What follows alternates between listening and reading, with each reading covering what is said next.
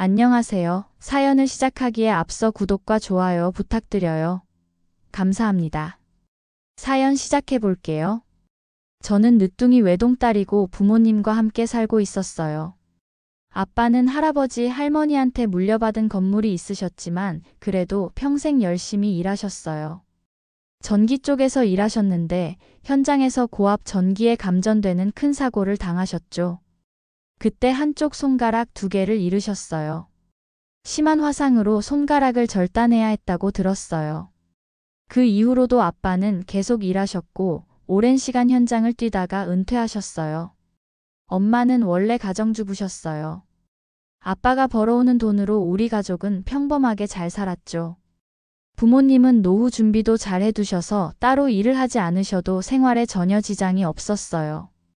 아빠가 가지고 계신 건물이 상가 건물하고 빌라 건물 2채였는데 월세만 해도 충분히 생활할 수 있는 수준이었거든요. 그래서 부모님은 여유롭게 노후를 보내고 계셨어요.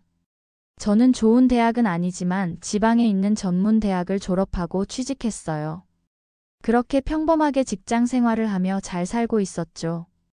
부족한 것 없이 부모님 밑에서 사랑받으며 자랐고 제 인생도 나름대로 만족스러웠어요. 그러다 회사 선임 언니 소개로 남자친구를 만나게 됐어요. 솔직히 처음엔 제 취향이 아니라서 거절했었어요. 근데 그 사람이 계속 적극적으로 다가왔고 결국 마음을 열고 연애를 시작하게 됐죠. 남자친구는 대기업에 다녔어요. 누가 봐도 딱 모범생 같은 스타일이었어요. 성실하고 반듯해 보였죠. 그렇게 3년 정도 연애를 하다 보니 자연스럽게 결혼 이야기가 나왔어요.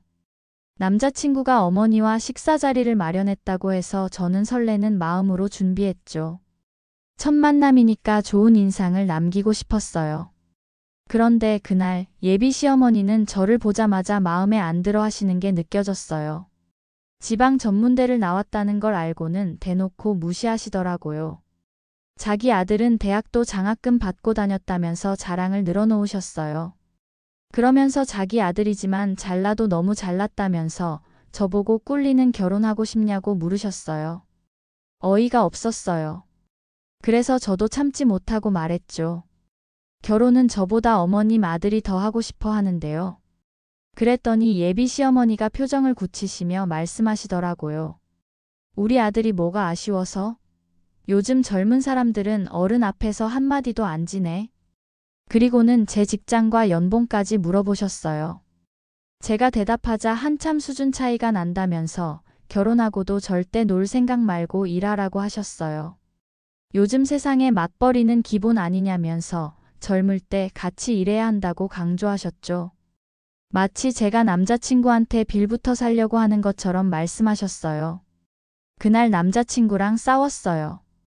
제가 그런 말 듣는데 왜 눈치도 없이 밥만 먹고 있었냐고 따졌죠.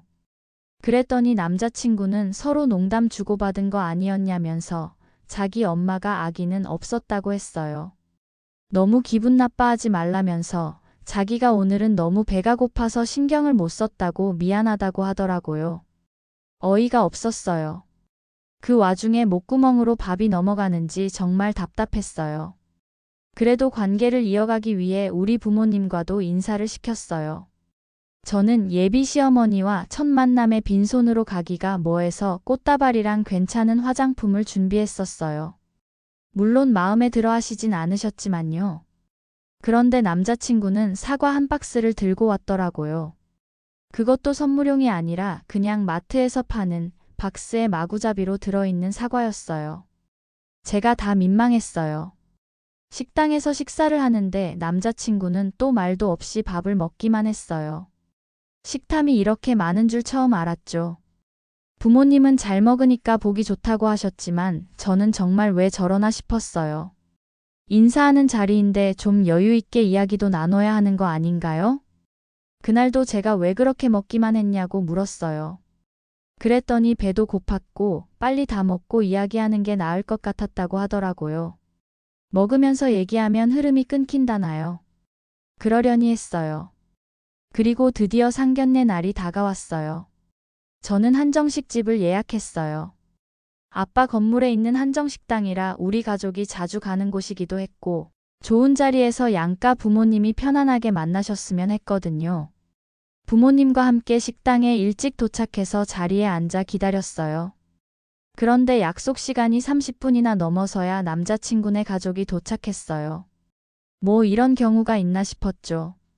남자친구는 차가 막혀서 그랬다면서 말도 안 되는 변명을 했어요. 상견례 같은 중요한 자리에 30분이나 늦다니 상식적으로 이해가 안 됐지만 참았어요. 자리에 앉아서 이런저런 이야기를 나눴어요. 처음엔 분위기가 나쁘지 않았어요. 예비 시어머니는 메뉴판을 보시면서 이것저것 훑어보시더니 음식이 하나하나 나올 때마다 반응을 보이셨죠. 뭔가 품평하듯이요. 그리고 슬슬 이야기를 꺼내셨어요. 학력 이야기가 나왔어요. 예비 시어머니가 아빠한테 물으셨죠. 학교는 어디 나오셨냐고요. 아빠는 담담하게 고등학교까지만 졸업했다고 하셨어요. 그 순간 예비 시어머니 눈빛이 묘하게 변하는 게 느껴졌어요. 그리고는 저를 보시며 말씀하시는 거예요. 아, 네가 아버지를 닮았구나. 우리 아들은 명문대 나왔는데 너는 어디 듣도 보도 못한 데 나왔다고 하지 않았니? 그 말에 식탁 위 공기가 싸늘하게 식었어요. 저는 얼굴이 화끈 달아올랐고 엄마는 당황한 표정으로 저를 보셨어요. 아빠는 표정이 굳어지셨지만 참고 계셨죠. 예비 시어머니는 거기서 멈추지 않으셨어요. 오히려 더 노골적으로 말씀하시기 시작했어요. 제 직장 이야기, 연봉 이야기를 또 꺼내시더니 남자친구 연봉과 비교하며 차이가 너무 난다고 하셨어요. 그러면서 결혼하면 무조건 맞벌이 해야 한다고, 제가 절대 놀면 안 된다고 못을 박으셨죠. 그리고는 더 나아가서 아빠한테 물으셨어요. 무슨 일 하시냐고요? 아빠는 침착하게 대답하셨어요. 제가 딱히 직업은 없습니다. 그 순간 예비 시어머니 얼굴이 완전히 굳어지더라고요. 눈빛이 차갑게 변했어요. 직업이 없어요? 아직 충분히 경제활동할 나이 아니에요? 외동딸이시라며? 그럼 나중에 노후는 자식이 책임져야 하는 거 아니에요? 아이고. 공기가 무거워졌어요. 엄마가 말씀하시려는데 예비 시어머니가 먼저 말을 이었어요. 요즘 시대가 어떤 시대인데. 차이가 나도 너무 나네. 안 그래도 내가 이 결혼 반대하는 입장인데 뭐 하나 좋게 볼 구석이 없네. 점점 목소리가 커지고 있었어요. 저는 너무 화가 나서 손이 떨렸어요. 아빠 얼굴이 붉어지는 게 보였어요. 말씀이 좀 심하신 것 같은데요. 아빠가 침착하게 말씀하셨지만 좀처럼 보지 못했던 화난 표정이셨어요. 예비 시어머니는 아랑곳하지 않고 말을 이어갔어요. 사실 아니에요? 딸 자식 결혼시켜서 우리 아들 등 처먹으려고 했고만. 역시 이 결혼은 아닌 것 같습니다. 무슨 말씀을 그렇게 하십니까? 누가 누굴 등 처먹습니까? 아빠가 목소리를 높이셨어요. 평생 저한테 한 번도 큰 소리 내신 적 없는 아빠가 그렇게 화를 내시는 모습은 처음 봤어요. 식당 안이 조용해지면서 주변 테이블 사람들이 우리 쪽을 쳐다봤어요. 그럼 아니에요? 처가는 다 백수에 얘도 볼 거 하나 없고. 댁 같으면 이런 결혼시키겠어요? 그쪽도 부모 입장이니 아실 거 아니에요. 예비 시어머니는 오히려 당당하게 말씀하셨어요. 저는 너무 황당해서 말이 안 나왔어요. 그때 아빠가 답답하신지 물을 벌컥 마셨어요. 손이 떨리셔서 물잔을 잡는 게 힘들어 보였죠. 그런데 예비 시어머니가 아빠의 손을 보시더니 중얼거리는 거예요. 그런데 모두가 들었죠. 어머 손가락 2개는 또 어디 갔어? 그 순간 아빠가 완전히 폭발하셨어요. 그걸 대놓고 지적하다니요. 뭐 이런 경우 없는 사람이 다 있습니까? 아빠의 목소리가 식당 전체에 울려 퍼졌어요. 주변 테이블 사람들이 완전히 우리 쪽을 쳐다봤고 소란이 커지자 식당 사장님이 급하게 우리 자리로 오셨어요. 사장님은 놀란 표정으로 아빠를 보셨죠. 사장님, 무슨 일 있으십니까? 아, 유 대표. 미안하네. 내가 오늘 소란을 피웠네. 아빠가 한숨을 쉬며 말씀하셨어요. 사장님은 걱정스러운 얼굴로 아빠를 보셨어요. 상견례 중이시잖아요. 무슨 일이신지. 내가 살다 이렇게 무시당한 적은 처음이네. 장사 지장준 값은 지불하겠네. 아닙니다, 사장님. 괜찮습니다. 저희 월세도 안 올리고 동결해 주시는 것만 해도 충분히 감사한데요. 그 순간 예비 시어머니 얼굴이 새하얗게 변했어요. 눈이 휘둥그레지면서 아빠와 사장님을 번갈아 봤죠. 입을 벌리고 말을 못 하시더라고요. 남자친구도 당황한 표정으로 앉아 있었어요. 아빠가 예비 시어머니 쪽을 천천히 돌아보시며 말씀하셨어요. 왜요? 이제 좀 사람이 달라 보입니까? 아빠의 목소리는 차갑고 냉정했어요. 평소에 듣지 못했던 톤이었죠. 내가 직업이 없다고 했지 돈이 없다고 했습니까? 어떻게 겉만 보고 사람을 그렇게 무시하고 조롱합니까? 예비 시어머니는 입을 번긋거리며 말을 제대로 잇지 못했어요. 얼굴이 빨개졌다가 하얘지기를 반복했죠. 그렇게 아까운 아들 평생 끼고 사십시오. 내 귀한 딸 인생 망치지 말고.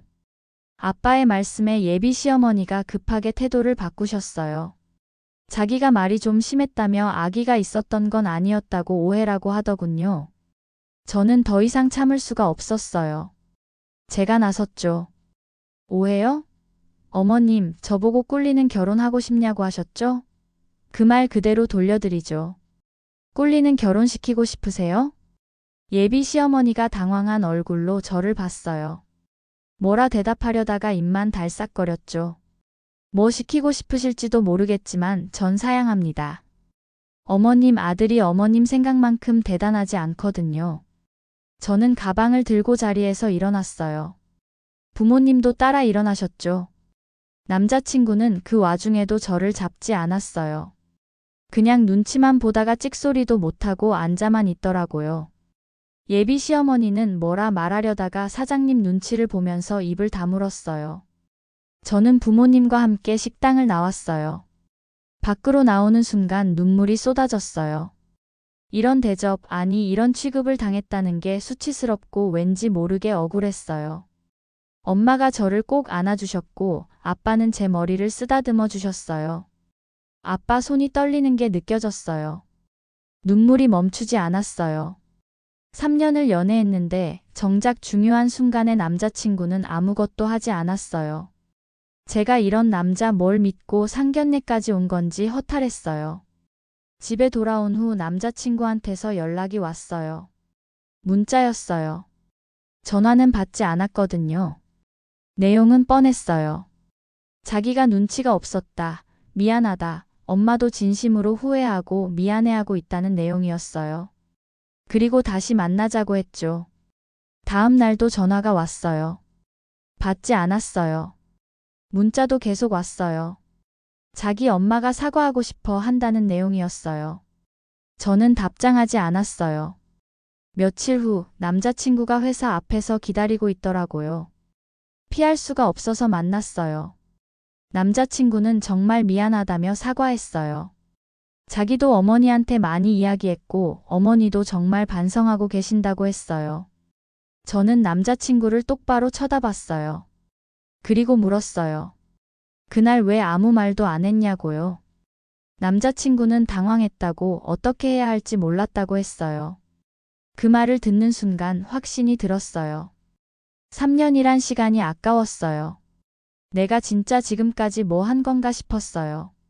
저는 남자친구한테 말했어요. 이제 그만 만나자고요. 남자친구는 한 번만 더 기회를 달라고 했지만 저는 고개를 저었어요. 이미 마음이 떠났거든요. 그렇게 3년 연애는 끝이 났어요. 처음엔 힘들었어요. 시간을 많이 투자했으니까요. 하지만 시간이 지나면서 오히려 잘 됐다는 생각이 들었어요. 결혼하기 전에 알게 돼서 다행이라고요. 부모님은 제 결정을 지지해 주셨어요. 지금 저는 다시 평범한 일상으로 돌아왔어요. 부모님과 함께 저녁을 먹고 주말엔 친구들을 만나고 회사 생활도 열심히 하고 있어요.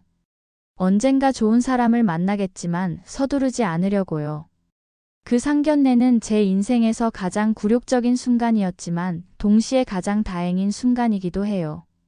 3년이란 시간은 아까웠지만 평생을 망치지 않은 게 어디예요. 저는 운이 좋았어요. 결혼 전에 알게 돼서요. 만약 결혼하고 나서 알았다면 정말 끔찍했을 거예요. 저는 이제 알아요. 진짜 대단한 사람은 남을 깎아내리지 않는다는 것. 그리고 겉모습만 보고 판단하는 사람은 결국 자기가 얼마나 얕은 사람인지 드러내게 된다는 것을요. 그날 이후로 저는 더 단단해졌어요. 남들한테 자랑하지 않아도 진짜 가치는 결국 드러나니까요. 제 긴 이야기를 끝까지 들어주셔서 감사합니다. 구독과 좋아요, 알림 설정까지 잊지 마세요.